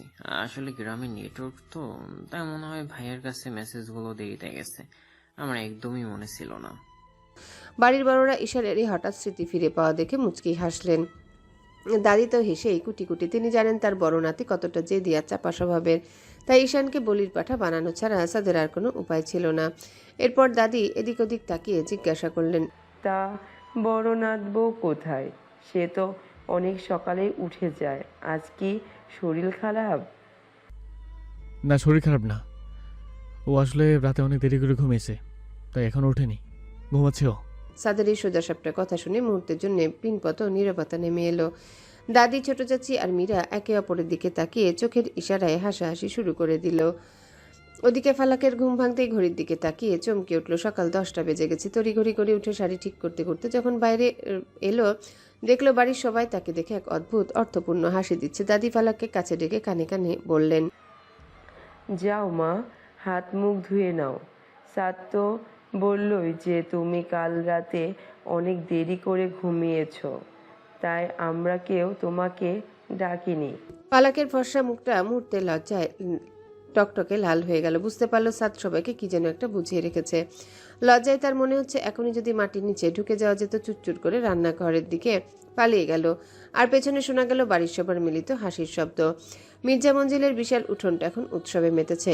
সকালে পুকুর থেকে যে জাল ফেলা হয়েছিল তাতে ধরা পড়েছে ইহা বড় বড় সব রুই, কাতল আর মৃগেল মাছ। রূপালী মাছগুলো উঠোনের বড় বড় গামলায় লাফাচ্ছে। গ্রামের বাড়িতে মাছ কাটার উৎসবটা বেশ জমজমাট। উঠোনের এক পাশে শতরঞ্জি আর পিড়ি পেতে বসে গেছেন বাড়ির বউরা। সাদের মা, মেজো চাচি আর ছোট চাচি সবার হাতেই বটি। ফালাকও একটা পিড়ি টেনে দিয়ে বড় এক রুই মাছ কাটতে বসেছে। সূর্যটা এখন ঠিক মাথার উপর উঠে এসেছে। আকাশ একদম পরিষ্কার হওয়ায় রোদের তেজ বেশ করা। ফালাক যেখানে বসেছে সেখানে সরাসরি দুপুরের কড়া রোদ এসে পড়ছে। মাছ কাটায় মনোযোগ থাকায় রোদের কথা ভাবেনি, কিন্তু কড়া রোদে তার ধবধবে ফর্সা মুখটা একদম টকটকে লাল হয়ে উঠেছে। কপালে ছোট ছোট ঘাম জমেছে, যা রোদে মুক্তার মতো চিকচিক করছে।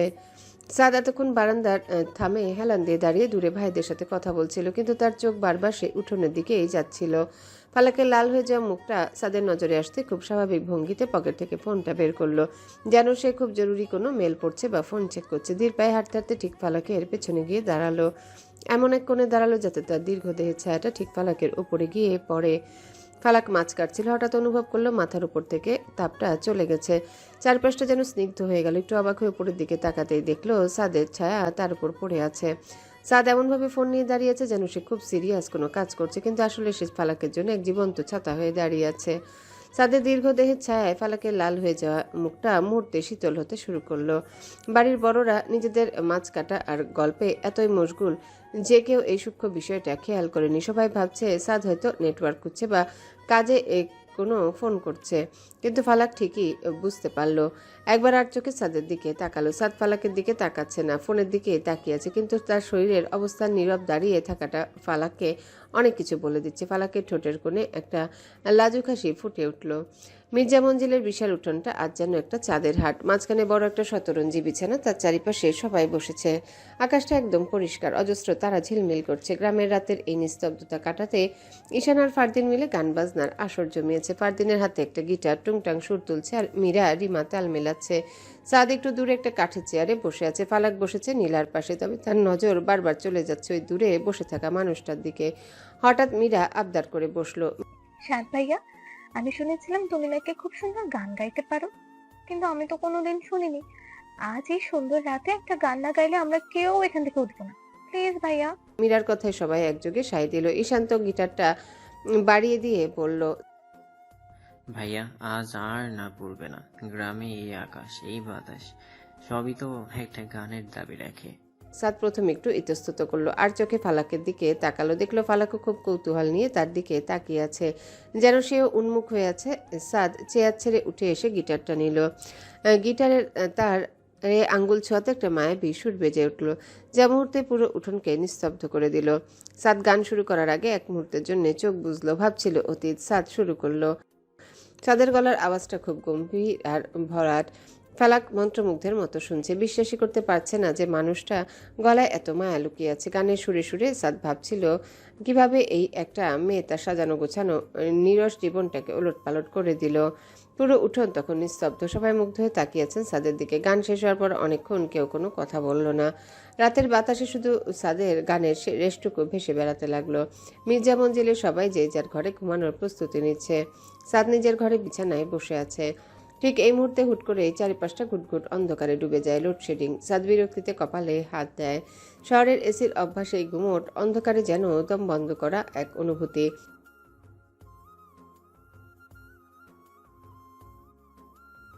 অন্ধকার হাতড়ে ফোনটা খোঁজার চেষ্টা করে, কিন্তু কোথাও পাচ্ছে না। পুরো বাড়ি এক ভুতুরে নীরবতায় ছেয়ে গেছে। বাইরে ঝিঝি পোকার ডাক যেন নীরবতাকে আরো বাড়িয়ে দিচ্ছে। ফালাক এখনো রুমে আসেনি, সম্ভবত রান্নাঘরে বড়দের সাহায্য করছে। সাদ একাই অন্ধকারে বসে নিজের রাগকে সামলানোর চেষ্টা করছে। হঠাৎ গা ছমছমে নীরবতা ভেঙে একজোড়া নুপুরের রিনিঝিনি শব্দ কানে আসে সাদের। একদম হালকা মিষ্টি এক আওয়াজ। শব্দটা যেন অলিন্দ থেকে ধীর পায়ে এই রুমের দিকে এগিয়ে আসছে। অন্ধকার বারান্দার শব্দের প্রতিধ্বনি সাদের বিরক্তি ছাপিয়ে এক অদ্ভুত কৌতূহল তৈরি করে। ঠিক তখনই দরজার কাছে এক চিলতে হলুদ আলো দেখা যায়। সাদের বড় বড় চোখের সামনে ধরা দেখ অপার্থিব দৃশ্য। ফালাক আসছে, তার এক হাতে ধরা একটা পুরনো আমলের পিতলের লণ্ঠন। মির্জা বাড়িতে এরকম অনেক পুরনো শৌখিন জিনিস আছে। ফালাক আজ অন্ধকার দেখে সেটাই খুঁজে বের করেছে। লণ্ঠনের ভেতরে আগুনে শিখাটা কাচের ঘোড়া টোপে কাঁপছে, আর সেই মায়াবী আলো নিচ থেকে আছড়ে পড়ছে ফালাকের মুখে। সাদ স্তম্ভিত হয়ে তাকিয়ে আছে। প্রথম ফালাকের চেহারার প্রতিটা খুঁটিনাটি এত নিবিড়ভাবে দেখছে। লণ্ঠনের ওই কাঁপতে থাকা আলো ছায়ার খেলায় ফালাককে কোনো মানবী নয় বরং কোনো প্রাচীন কাব্যের নায়িকা মনে হচ্ছে। ফালাকের মুখটা যেন কোনো নিপুণ শিল্পীর আঁকা শ্রেষ্ঠ ক্যানভাস। বড় বড় চোখ মায়াবী, বড় বড় দুটো লণ্ঠনের আলোয় হীরের মতো জ্বলজ্বল করছে। চোখের মণিতে আগুনের শিখার প্রতিফলন দেখা যাচ্ছে। তীক্ষ্ণ নাকার রক্তিম ঠোঁট আগুনের হলদেটে আভায় তার গায়ের রংটা যেন কাঁচা সোনার মতো দেখাচ্ছে। ফালাক খুব সাবধানে পা ফেলে ঘরের ভেতরে ঢুকে। ফালাক যখন সাদকে দেখার জন্য লণ্ঠনটা একটু উঁচু করে ধরে তখন সাদের সাথে তার চোখাচোখি হয়। সাদের পলক পড়ছে না, সে যেন এক জাদুকরি ঘরে আটকে গেছে। তার বিরক্তি, তার রাগ সবই ওই লণ্ঠনের আলোর কাছে তুচ্ছ হয়ে গেছে। ফালাক একটু লজ্জা পেয়ে মাথা নিচু করে ফেলে, কিন্তু সাদ এখনও সেই নিপুণ সুন্দর মুখটার দিকে থেকে চোখ সরাতে পারছে না। লণ্ঠনের হলুদ আলোয় ফালাক স্থির হয়ে দাঁড়িয়ে আছে। তখন সাদের ভিতরে এক আদিম আর দুর্নিবার তৃষ্ণা জেগে ওঠে। সাদ আর নিজেকে সামলাতে পারে না। সাদ আচমকাই ফালাককে নিজের দিকে টেনে নেয়। ফালাক কিছু বুঝে ওঠার আগে সাদ তার কোমরে মুখ ডুবিয়ে দেয়। সাদের তপ্ত নিঃশ্বাসের ছোঁয়ায় ফালাক শিহরে ওঠে। এক অদ্ভুত শিহরণে নিজের ঠোঁট কামড়ে ধরে। ফালাকের হাত কাঁপতে শুরু করে। হাতে থাকা লণ্ঠনটা প্রায় পড়ে যাচ্ছিল। ঠিক সেই মুহূর্তে সাদ ক্ষিপ্র হাতে লণ্ঠনটা ধরে ফেলে, পাশের টেবিলে সরিয়ে রাখে। সাদ এক মুহূর্ত দেরি না করে দরজার কাছে যায়, দরজাটা শক্ত করে বন্ধ করে দেয়। খিল লাগানোর শব্দটা এই নিস্তব্ধ ঘরে এক চূড়ান্ত পরিণতির সংকেত দেয়। ঘর জুড়ে এখন লণ্ঠনের মায়াবী আলো আর দুজনের দ্রুত বয়ে চলা নিঃশ্বাসের শব্দ। সাদ আবারও ফিরে আসে ফালাকের কাছে, এবার আরও বেশি বেপরোয়া। ফালাকের খুব কাছে এসে দাঁড়ায়। সাদের দীর্ঘ দেহের ছায়া এখন ফালাকের উপর। সাদ কোনো কথা বলছে না, কিন্তু তার নীরবতা আজ হাজারো শব্দের চেয়েও বেশি মুখর। সাদ খুব সন্তর্পণে হাত বাড়িয়ে ফালাকের নিপুণ সুন্দর মুখটা হাতের মুঠোয় নেয়। আঙ্গুলগুলো ফালাকের গালের নরম চামড়ায় বিচরণ করে। ফালাক চোখ বুজে ফেলে। হৃদস্পন্দন এখন ড্রাম বাজানোর মতো দ্রুত হচ্ছে যেন। সাদের হাতের ছোঁয়ায় ফালাকের সারা শরীরে এক অদ্ভুত শিহরণ বয়ে যায়। সাদ ফালাককে আলতো করে তুলে নিয়ে বিছানায় নরম আশ্রয়ে শুইয়ে দেয়। সাদ খুব ঢিল লয়ে ফালাকের পরিহিত শাড়িটা শরীর থেকে আলগা করে দেয়। শাড়ির ভাঁজগুলো একে একে মেঝেতে লুটিয়ে পড়ে। ফালাক তখন লজ্জার আবেশে থরথর করে কাঁপছে। সাদ নিজের শরীরের উপর থেকে শার্টটা খুলে ছুঁড়ে ফেলে দেয়। তার সুগঠিত পেশিবহুল শরীরটা লণ্ঠনের আলোয় ব্রোঞ্জের মূর্তির মতো চকচক করছে। ফালাকের দিকে এগোয় অতি সন্তর্পণে ফালাকের ব্লাউজের হুকগুলো খুলে ফেলে। একসময় ফালাকের শরীর থেকে শেষ আবরণটুকু খসে পড়ে। লণ্ঠনের কাপা কাপা আলোয় ফালাকের উন্মুক্ত শরীরের ভাঁজগুলো সাদের চোখে এক অপার্থিব সৌন্দর্যের আধার হয়ে ধরা দেয়। সাদ এবার ফালাকের চোখের পাতায়, কপালে আর চিবুকে খুব আলতো করে ঠোঁট ছোঁয়ায়। প্রতিটা ছোঁয়ায় যেন বসন্তের প্রথম বৃষ্টির মতো প্রশান্তি মিশে আছে। সাদ আর ফালাক একে অপরের মাঝে বিলীন হয়ে যাচ্ছে। দীর্ঘদিনের জমাট বাঁধা দূরত্ব এক নিমিষেই শেষ। লণ্ঠনের মিটিমিটি আলোয় ঘরটা তখন উষ্ণ এক মায়াজালে ঘেরা। সাদের সুঠাম দেহের বলিষ্ঠতায় ফালাক যেন এক লতার মতো জড়িয়ে আছে। বিছানার চাদরে ফালাকের ছড়িয়ে থাকা চুলগুলো যেন এক অন্ধকার সমুদ্রের মতো দেখাচ্ছে। তার লণ্ঠনের আলো সেই সমুদ্রের সোনায় রেখে এঁকে দিচ্ছে। সাদের নিঃশ্বাস ফালাকের গলার ভাঁজে আছড়ে পড়ছে। ফালাক আবেশে চোখ বুজে সাদের শক্ত কাঁধ দুটো খামচে ধরে। সাদ ফালাকের কানের লতিতে দাঁত দিয়ে কামড় বসাতে ফালাকের মুখটা দিয়ে এক অস্ফুট আর্তনাদ বেরিয়ে আসে। সাদের প্রতিটা ছোঁয়া এখন আরও গভীর, আরও তৃষ্ণার্ত।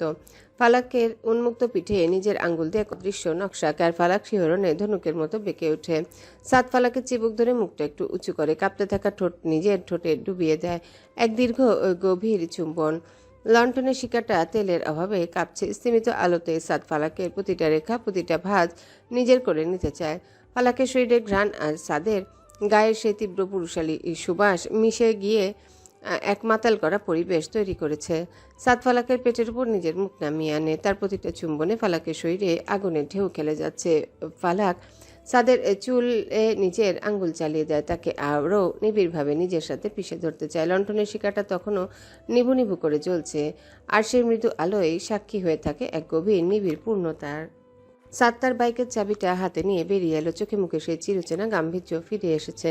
জানিয়ে দিল সে আজই ঢাকায় ফিরে যাবে। সাদের দাদি আর মা অনেক জোরাজোরি করলেন আরও দুদিন থেকে যাওয়ার জন্য, কিন্তু সাদ এক কথায় বুঝিয়ে দিল তার পক্ষে আর থাকা সম্ভব নয়।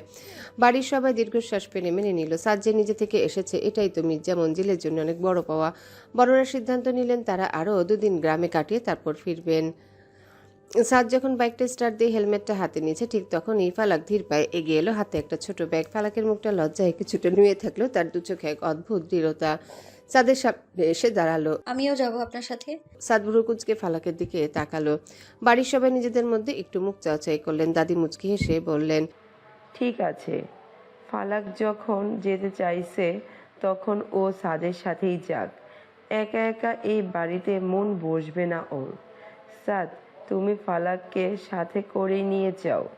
সাদের মা ফালাকের মাথায় হাত রেখে দোয়া করে দিলেন। ঈশান আর ফারদিন আড়ালে হাসাহাসি করছে। ফারদিন টিপ্পনি কেটে বলল, ভাবি তোমাকে মিস করব, কিন্তু তবে ভাইয়াকে একা থাকতে দেওয়া ঠিক হবে না, তুমি যাও। সাদ কোনো কথা বলো না, শুধু একবার ফালাকের মুখটার দিকে তাকালো। বাইকের হেলমেটটা মাথায় পরে ফালাকের দিকে ব্যাগটা বাড়িয়ে দিল। ফালাক সবার কাছ থেকে বিদায় নিল। সাবধানে যেও মা। ফালাক লজ্জায় মাথা নিচু করে সাদের বাইকের পিছনে গিয়ে বসলো। বাইকটা বেশ উঁচু আর গতির রাজা। কিছুটা নার্ভাস হয়ে এদিক ওদিক তাকাচ্ছে। শাড়ির কুচি সামনে নিয়ে সে খুব সন্তর্পণে একপাশে পা রেখে বসলো। বসার সাথে সাথে বাইকটা একটু দুলে উঠলো আর ফালাক ভয়ে সাদের চওড়া পিঠের উপর নিজের হাতটা রেখে দিল। এই প্রথম সে সাদের বাইকের পেছনে বসেছে। সাদ আয়নায় ফালাকের সে নার্ভাস মুখটা দেখলো। ফালাকের কাঁপতে থাকা হাতটা সাদের কাঁধে পড়তে সাদের ঠোঁটের কোণে একটা রহস্যময় হাসি ফুটে উঠল। সাদ ইঞ্জিন স্টার্ট দিল। ইঞ্জিনের গর্জন শুনে ফালাক একটু কেঁপে উঠতে সাদের জ্যাকেটের এক পাশটা শক্ত করে চেপে ধরল। সাদ আয়নায় দেখলো ফালাক তাকে ধরেছে। সে আর সময় নষ্ট না করে বাইকের গতি বাড়ালো। গ্রামের মেঠো পথে ধুলো উড়িয়ে সাদ আর ফালাক এগিয়ে চলল শহরের দিকে। পেছনে ফেলে গেল মির্জা মঞ্জিলের স্মৃতি। বিকেলে হালকা নরম রোদটা তখন ম্লান হয়ে আসছে। ফালাকের পেস্ট কালারের শাড়ির আঁচলটা অবাধ্য হয়ে বারবার উঠতে চাইছে। সে এক হাত দিয়ে সেটা সামলানোর চেষ্টা করছে। বাইক যখন হাইওয়েতে উঠল, সাদ গতি বাড়িয়ে দিল। বাতাসের শো শো শব্দে ফালাক এখন রীতিমতো ভীত। আর কোনো দূরত্ব না রেখে সাদের পিঠের সাথে একদম মিশে গেল। কপালটা সাদের জ্যাকেটের পিঠে ঠেকিয়ে সে চোখ বুজে ফেলল। সাদের জ্যাকেট থেকে তীব্র পুরুষালী সুবাস এক অদ্ভুত অনুভূতি তৈরি করছে ফালাকের মনে। সাদ আয়না দেখছে। ফালাক তাকে আষ্টেপৃষ্ঠে জড়িয়ে ধরেছে। তখনই শয়তানি বুদ্ধি মাথায় আসে। ইচ্ছা করেই বাইকটা এক জায়গায় একটু ব্রেক কষলো আর ফালাক ছিটকে এসে সাদের পিঠের উপর আছড়ে পড়ল। ফালাকের দ্রুত বয়ে চলা নিঃশ্বাস সাদের ঘাড়ে লাগছে। হাইওয়ের উন্মুক্ত রাস্তায় সাদের বাইক এখন বাতাসের সাথে পাল্লা দিচ্ছে। দুই পাশে দিগন্ত জোড়া ফসলি জমি আর মাঝখানে পিচঢালা কালো পথ। সাদের গতির নেশা সবসময় প্রবল।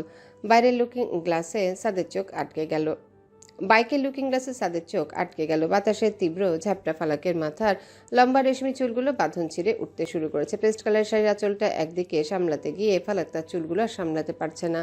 একগুচ্ছ অবাধ্য চুল বারবার উড়ে এসে সাদের ঘাড় আর হেলমেটের কাছে আছড়ে পড়ছে। ফালাক বারবার এক হাত দিয়ে অবাধ্য চুলগুলো কানের পেছনে সরাবার চেষ্টা করছে। এই মুহূর্তে তার চোখের কোণে লেগে থাকা লজ্জা আর ভয় মেশানো চপলতা সাদকে মুগ্ধ করে দিচ্ছে। সাদ হেলমেটের ভিতরে একজোড়া চোখ নিয়ে বিস্ময় দেখছে। উড়ন্ত চুলের ফাঁক দিয়ে দেখা ফালাকের সেই নিপুণ সুন্দর চেহারাটা আজ বিকেলে নরম আলো আরো মায়াবী হয়ে উঠেছে। সাদ ইচ্ছা করে বাইকের গতি কিছুটা কমিয়ে দিল। সে চায় এই দৃশ্যটা আরো কিছুক্ষণ দীর্ঘ হোক।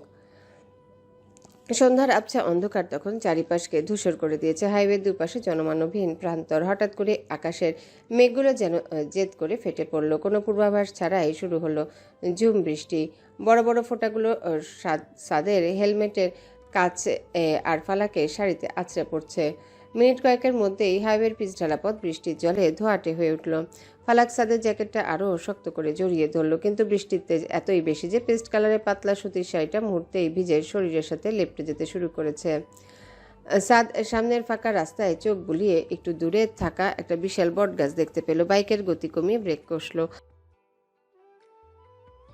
সাদ চিৎকার করে বলল। দুজনে হন্তদন্ত হয়ে বাইক থেকে নেমে গাছের ঘন পাতার নিচে আশ্রয় নিল, কিন্তু ততক্ষণে যাওয়ার হয়ে গেছে। দুজনে ভিজে একাকার। গাছের নিচে দাঁড়াতেই ফালাক শীতে আর অস্বস্তিতে কাঁপতে শুরু করলো। ভিজে যাওয়ার ফলে শাড়িটা এখন প্রায় স্বচ্ছ হয়ে তার গায়ের সাথে লেপ্টে আছে, যা ফালাকের সুগঠিত শরীরের প্রতিটা ভাঁজকে স্পষ্ট করে তুলছে। মুখ দিয়ে বৃষ্টির জল চুয়ে চুয়ে পড়ছে। অবাধ্য চুলগুলো ভিজে সাপের মতো ঘাড় আর পিঠে লেপ্টে আছে। সাদ হেলমেটটা খুলে পাশে রাখলো। সাদা শার্টটা ভিজে শরীরের সাথে সেটে যাওয়ায় পেশিবহুল শরীরটা ফুটে উঠেছে। চুলগুলো হাত দিয়ে পেছনে ঠেলে ফালাকের দিকে তাকালো। শীতল বৃষ্টির মাঝেও সাদের দৃষ্টিতে তখন আগুনের উষ্ণতা। ফালাক দুই হাতে নিজের ভিজে যাওয়া বাহু জড়িয়ে ধরে কাঁপছে। বৃষ্টির শব্দ আর বাতাসে শো শো ছাড়া চারিপাশে একদম নিস্তব্ধ। সাদ ধীর পায়ে ফালাকের দিকে এগিয়ে এলো। ফালাক মাথা নিচু করে নিজের পায়ের দিকে তাকিয়েছিল। সাদের উপস্থিতিতে সে আরও সংকুচিত হয়ে গেল। সাদ তাকিয়েছে ফালাকের দিকে। ভেজা শাড়িতে লেপ্টে থাকা ফালাকে এই মুহূর্তে কোনো মানবী নয়, বরং এক বনদেবী মনে হচ্ছে সাদের কাছে। ফালাকের ঠোঁট দুটো বৃষ্টির হিমেল ছোঁয়ায় কিছুটা নীলচে হয়ে কাঁপছে, আর সেই কাঁপতে থাকা ঠোঁট দুটো এই যেন সাদের এক অনিবার্য সর্বনাশ হয়ে দাঁড়িয়েছে। সাদ নিজের হিতাহিত জ্ঞান হারিয়ে ফেলেছে। মাথায় তখন না আছে হাইওয়ের কথা, না আছে অন্য কিছু। তৃষ্ণার্ত চোখ শুধু ফালাকের ভেজা ঠোঁট দুটোকে চাইছে। সাদ কোনো কথা না বলে নিজের পরনের লেদার জ্যাকেটটা পুরোপুরি খুলে ফেললো। তারপর সেই বড় জ্যাকেটটা নিয়ে নিজের আর ফালাকের মাথা একসাথে ঢেকে নিল, তৈরি করলো এক ক্ষুদ্র ব্যক্তিগত জগৎ। জ্যাকেটের আশ্রয়ে তারা এখন খুব কাছাকাছি। ফালাক কাঁপছে। সাদ খুব আলতো করে দুহাতে ফালাকের ভেজা গাল দুটো আগলে ধরল। সাদের হাত তখন বরফের মতো ঠান্ডা। ফালাক কিছুটা কেঁপে ওঠে, কিন্তু চোখে আগুনের উত্তাপ। মাথা নিচু করে ফালাকের ভেজা চোখের পাপড়িতে নিজের ঠোঁট ছোঁয়ালো। স্পর্শে ফালাকের সারা শরীর এক তীব্র শিহরণ বয়ে যাচ্ছে। ফালাকের হাতে থাকা ব্যাগটা কখন যে হাত থেকে ছিটকে কাদামাটির উপর পড়ে গেল তার কোনো খেয়ালই রইল না। এরপর সাদ আর সময় নিল না, নিজের ঠোঁট চেপে ধরল ফালাকের বৃষ্টি ভেজা কাঁপতে থাকা ঠোঁটে। প্রথমে খুব আলতো, তারপর এক গভীর নেশাতুর চুম্বনে ফালাককে নিজের করে নিতে চাইল। ফালাক আবেশ আর শিরনে সাদের জ্যাকেটের ভিতর সাদের ভিজে যাওয়ার শার্টটা খামচে ধরল। সাদের ঠোঁটের স্পর্শ ফালাকের ঠোঁটে লাগতে এক অদ্ভুত আগুনের জন্ম হলো, যা বাইরের হিমেল বৃষ্টিকেও হার মানায়। ফালাক প্রথমে আড়ষ্ট হয়ে থাকলো, পরক্ষণে সে নিজেকে সঁপে দিল সাদের বলিষ্ঠ বাহুবন্ধনী হয়ে। সাদের চুম্বনের তীব্রতা ক্রমশ বাড়তে থাকে, শুধু ফালাকের ঠোঁটে সীমাবদ্ধ রইল না, মুখ সরিয়ে নিয়ে ফালাকের ভেজা গলার ভাঁজে মুখ ডুবিয়ে দিল। সাদের তপ্ত নিঃশ্বাস ফালাকের সংবেদনশীল ত্বকে আছড়ে পড়তেই ফালাক এক অস্ফুট আর্তনাদ করে সাদের ঘাড় জড়িয়ে ধরল। সাদ আবার ফিরে এলো ফালাকের ঠোঁটে। এবার তার চুম্বন আরো বেশি দাবিদার, আরো বেশি তৃষ্ণার্ত। ফালাকের নিচের ঠোঁটটা আলতো করে নিজের দাঁত দিয়ে চেপে ধরল, আর মৃদু ব্যথা শিহরণে ফালাকের সারা শরীর ধনুকের মতো বেঁকে উঠল। ফালাকের লম্বা ভেজা চুলগুলো থেকে বৃষ্টির জল গড়িয়ে সাদের বুকের উপর পড়ছে, কিন্তু সাদের ভেতরে তখন মরুভূমির মতো তৃষ্ণা। ফালাকের কান থেকে গাল পর্যন্ত ছোট ছোট চুম্বনে ভরিয়ে দিল। ফালাক আবেশে চোখ বুজে সাদের কানের কাছে ফিসফিস করে কিছু বলতে চাইল, কিন্তু তার বদলে বেরিয়ে এলো শুধু এক দীর্ঘ উত্তপ্ত নিঃশ্বাস। বাইরে বৃষ্টির দাপট বাড়ছে, এদিকে সাদ ব্যস্ত ফালাকের ঠোঁটের অমৃত সুধা পানে মগ্ন। বৃষ্টির প্রতিটা ফোঁটা যেন তাদেরই মিলনের সাক্ষী হয়ে ঝরছে। হ্যালো বন্ধুরা, পরবর্তী পার্ট খুব তাড়াতাড়ি আসবে, তো সবাই অপেক্ষায় থাকো। আর চ্যানেলটি যারা এখনো সাবস্ক্রাইব করোনি তারা পরবর্তী পার্ট দেখার জন্য চ্যানেলটি সাবস্ক্রাইব করে রেখো। ধন্যবাদ সবাইকে, আমাদের সাথেই থেকো।